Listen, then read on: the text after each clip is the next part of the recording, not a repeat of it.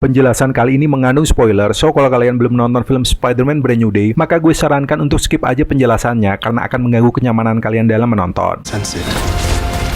5 bukti Spider-Man Brand New Day terhubung dengan Avengers Doomsday akan gue mulai dari alasan pertama, yaitu bos Marvel Kevin Feige sendiri mengungkap secara resmi di event bahwa secara timeline Spider-Man Brand New Day terjadi 4 tahun setelah event di No Way Home atau tepat sebelum Avengers Doomsday. Bahkan teman-teman, ada teori penggemar yang mengatakan bahwa indikasi ini semakin menguat setelah Spider-Man Tom Holland meninggalkan konsistensi pemberian embel-embel kata home dalam setiap penjudulan filmnya. Ia mulai dari Homecoming, Far From Home, dan No Way Home, lalu sekarang lebih memilih menambahkan kata day di filmnya. Nah, menurut cocok logi penggemar ini, frasa Brand New Day nggak hanya terkait dengan kehidupan Peter Parker yang baru, tapi ada hubungannya dengan Doomsday. Alasan kedua, kemunculan karakter Yelena. Meskipun di Spider-Man Brand New Day pertemuannya dengan Peter Parker di spa lebih didominasi unsur bercandaannya, tapi Yelena di sisi lain juga ditunjukkan memiliki pengetahuan yang mendalam soal beragam informasi. Sekedar mengingatkan lagi teman-teman, saat film Avengers pertama dirilis, maka ada karakter Nick Fury yang memainkan peran sebagai sumber informasi soal ancaman Loki dari luar angkasa. So, karena kali ini Nick Fury belum dimunculin juga, maka ada kemungkinan Yelena akan menggantikan peran ini. Dan gayanya yang santuy dan gak seserius Nick Fury bakalan menjadi penghubung dengan para superhero muda yang nantinya untuk melawan Dr. Doom.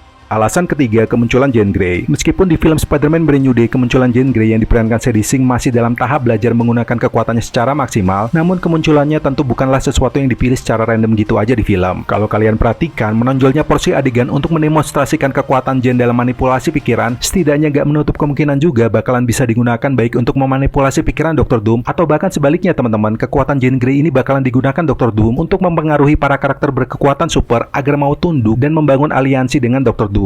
Selain itu, kondisi Jean Grey yang masih muda dan labil, serta udah ada benih kebencian ke manusia yang suka mengeksploitasi kekuatan mutan yang bahkan berujung kematian kakaknya yaitu Sarah Grey, bakalan menjadi sasaran empuk bagi Dr. Doom untuk menghasut kebenciannya. Alasan keempat, pembangunan arena bermain baru Dr. Doom. Hingga video ini digarap, belum ada desas-desus bahwa Marvel bakalan meniru persis alur cerita komik asli Secret Wars ke dalam film Avengers Secret Wars yang bakalan rilis tahun 2027, di mana karakter Beyonder memiliki peran membangun Battle World dari serpihan-serpihan universe yang sudah hancur untuk mempertarungkan superhero lawan supervillain. So, untuk itu teman-teman, sementara ini bisa disimpulkan kalau ada kemungkinan peran Beyonder bakalan digantikan oleh Dr. Doom. Nah, kalau kita ngomongin soal perubahan peran Dr. Doom yang akan menciptakan Battle World, maka dia membutuhkan setidaknya kekuatan super besar untuk membangunnya. Dan seperti yang mungkin kalian juga udah tahu, kalau dalam referensi komik, si Jean Grey ini adalah mutan dengan kekuatan level Omega, terutama kalau dia sampai ke tahap bisa memunculkan entitas kosmik Dark Phoenix. Dalam referensi komik The Avengers nomor 4, kekuatan Dark Phoenix mampu menyerap seluruh kekuatan bintang dan juga matahari untuk kemudian menghancurkan sebuah planet. Nah, tapi soal jadi enggaknya nanti di film dalam pemanfaatan kekuatan Dark Phoenix Jean Grey untuk menciptakan Battle World ini sebenarnya masih diperdebatkan ya teman-teman, karena Dr. Doom sebenarnya juga punya alternatif lain jika seandainya dia ingin menciptakan Battle World, ya seperti misalnya aja bisa memanfaatkan kekuatan Scarlet Witch, atau bahkan Franklin Richards yang dalam versi komiknya juga memiliki kekuatan dahsyat.